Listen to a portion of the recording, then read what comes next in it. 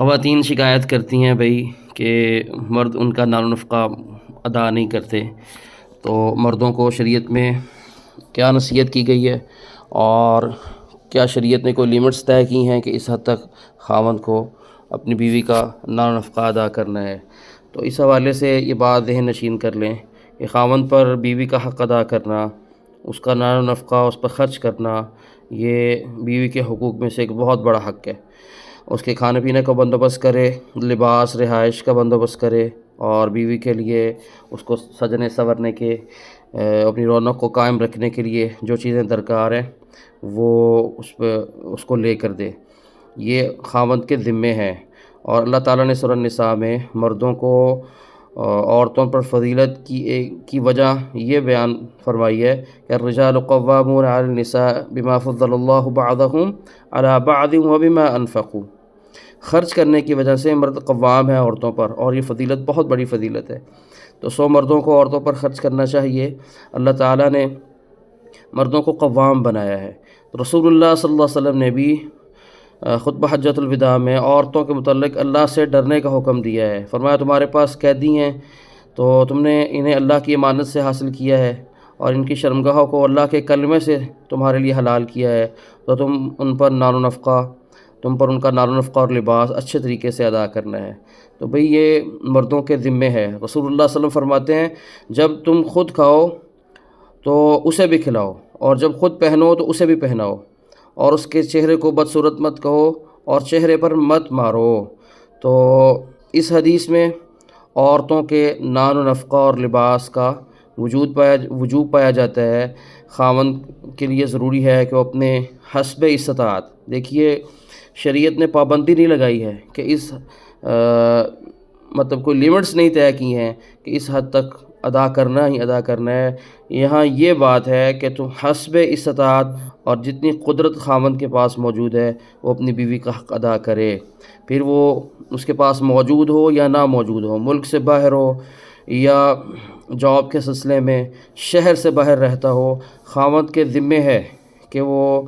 اپنی عورتوں کا یعنی بیویوں کا حق ادا کرے، اس کا نان و نفقہ ادا کرے۔ عبداللہ بن عمر رضی اللہ عنہ کے پاس غلام تھا، کہنے لگا میں بیت المقدس میں 1 مہینہ قیام کرنا چاہتا ہوں۔ تو عبداللہ بن عمر رضی اللہ عنہما کہنے لگے بھئی تو نے اپنے گھر کا خرچہ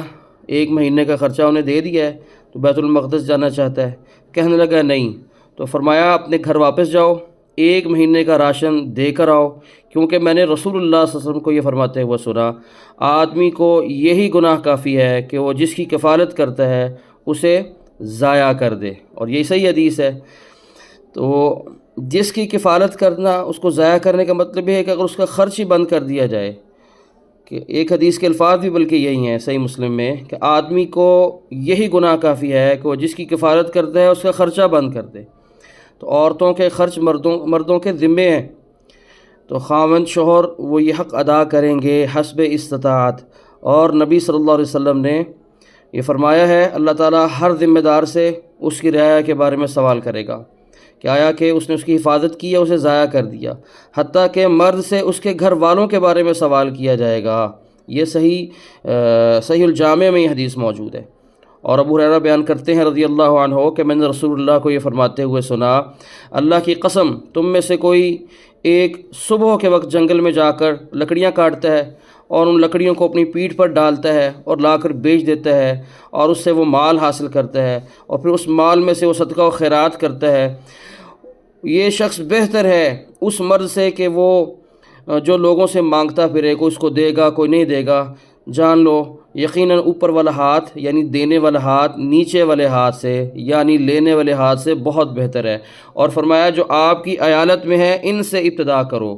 یعنی جو عیالت میں ہیں ان سے خرچ کرنے کی ابتدا کرنی چاہیے۔ تو صحابہ کہنے لگے عیالت سے کیا مراد ہے اللہ کے رسول؟ تو رسول اللہ صلی اللہ علیہ وسلم نے فرمایا تیری بیوی تیرے عیال میں شامل ہے۔ تو بیویوں پر خرچ کرنا، ان کا نان و نفقہ ادا کرنا یہ خاوندوں پر واجب ہے، بلکہ جو خرچ کرتے ہیں ان کے لیے اجر اور ثواب کا باعث ہے۔ کہیں یہ آڈیو جو میں شیئر کر رہا ہوں، یہ چاہیے کہ خاوندوں کو سنائیں کہ ان کا خرچ کرنا جو اپنے بیوی بچوں پر خرچ کرتے ہیں وہ ضائع نہیں جاتا، ان کے لیے اجر اور ثواب کا باعث ہے۔ ابو مسعود انصاری کہتے ہیں رضی اللہ عنہ کہ میں نے نبی صلی اللہ علیہ وسلم سے یہ فرماتے ہوئے سنا، جب مسلمان اپنے اہل ویال پہ خرچ کرتا ہے تو اس میں اجر و ثواب کی نیت رکھے تو اس کے لیے صدقہ بن جاتا ہے۔ تو صدقہ اس لیے کہا ہے کہ واجب کی ادائیگی سے کہیں وہ یہ نہ سمجھ لیں کہ اس میں میرے لیے ثواب نہیں ہے، اجر نہیں ہے، اور صدقہ میں تو اللہ تعالیٰ نے اجر اور ثواب رکھا ہے خاوند کے لیے۔ تو یہ حدیث ترغیب دلاتی ہے خاوندوں کو کہ وہ اپنے اہل و عیال پہ خرچ کریں۔ اور ایک حدیث میں ہے کہ تو جو بھی اہل و عیال پر خرچ کرے اور نار و نفقہ دے وہ تیرے لیے اجر ہے اور تجھے اجر دیا جائے گا، حتیٰ کہ فرمایا رسول اللہ نے کہ وہ لقمہ جو اپنی بیوی کے منہ میں ڈالے گا وہ بھی تیرے لیے اجر و ثواب کا باعث ہے۔ تو یہاں یہ بات بالکل واضح فرما دی ہے ہمارے لیے ہمارے پیارے نبی صلی اللہ علیہ وآلہ وسلم نے کہ خاوندوں کی ذمہ داری ہے کہ وہ اپنی بیویوں کا حق ادا کریں اور ان کے ساتھ حسن معاشرت کریں، اور جو ان کی ضروریات ہے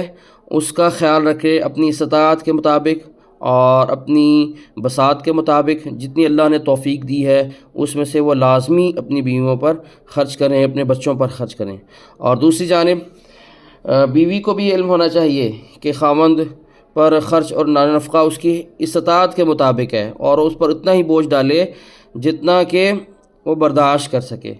اللہ تعالیٰ فرماتے ہیں کشادگی والے کو اپنی کشادگی میں سے خرچ کرنا چاہیے، اور جس پر اس کی روزی تنگ کر دی گئی ہو وہ اللہ کے دیے ہوئے میں سے خرچ کرے، اور کسی نفس کو اس کی دی گئی قوت سے زیادہ مکلف نہیں کیا جاتا، ان قریب اللہ تعالیٰ مشکل کے بعد آسانی پیدا فرمائے گا۔ تو اس لیے بیوی کو یہ حق حاصل نہیں ہے کہ وہ مطالبات میں کثرت کرے اور اپنے مطالبات اتنے بڑھا دے کہ خاوند کے لیے معاملات مشکل ہو جائیں اور دشواری پیدا ہو اور اس پر خرچ کرنا تنگ ہو جائے، کیونکہ ایسا کرنا یہ حسن معاشرت نہیں ہے۔ اور یہ بھی ہو سکتا ہے کہ جب آپ بیوی کی جائز مطالبات کو تسلیم کرتے ہیں اور جتنے بھی معقول مطالبات ہیں وہ مان لیں، تو بیوی کو آپ بغیر احسان جتلائے یا بغیر ایذا دیتے ہوئے یہ یاد دہانی کرائیں کہ آپ نے اس کی کتنے مطالبات پورے کیے ہیں اور جو اس کی طاقت میں تھے، فلاں بات بھی اس کی پوری ہو گئی، فلاں خواہش بھی پوری ہو گئی، اب بھائی مزید میرے پاس نہیں ہے اور مزید مطالبہ نہ کرو، جب ہوں گے تو میں تیرے اوپر خرچ کروں گا۔ تو یہ بیویوں کے لیے بھی یہ نصیحت ہے کہ وہ اتنا مطالبہ کریں جتنی خاوند کے اندر استطاعت اور توفیق ہے، اس سے بڑھ کر مطالبہ کرنا درست نہیں ہے۔ تو یہ نصیحتیں ہیں خاوند اور بیوی کے لیے۔ تو یہ جتنی بھی باتیں آپ سے کی ہیں، یہ میاں بیوی کا جو باہمی تعلق ہے نا، یہ بڑا ہی خوبصورت ایک تعلق ہے۔ اس میں اللہ تعالیٰ نے لیمٹس نہیں رکھی ہیں، جو جس قدر اچھی کارکردگی پیش کر سکتا ہے، بیوی کو چاہیے کہ وہ اپنے خاوند کے لیے اور خاوند کو چاہیے اپنی بیوی کے لیے جس حد تک جتنی محبت مودت ان میں موجود ہے، جس حد تک وہ ایک دوسرے پر خرچ کرنا چاہیں انہیں کھلی اجازت ہے، اور جس حد تک وہ ایک دوسرے کی خدمت کرنا چاہیں انہیں مکمل اجازت ہے، اس کی کوئی لیمٹس نہیں ہے۔ تو لیمٹس کا سوال تو تب آتا ہے نا جب معاملات ٹھیک نہیں رہتے، یا منیمم کی طرف تب آیا جاتا ہے جب خاوند اپنی بیوی کا یا بیوی اپنے خاوند کا حق ادا نہ کر رہی ہو۔ تو منیمم سے بچنا چاہیے اور احسان والا معاملہ دونوں طرف سے ہونا چاہیے۔ اللہ تعالیٰ ہم اس کی توفیق عطا فرمائے۔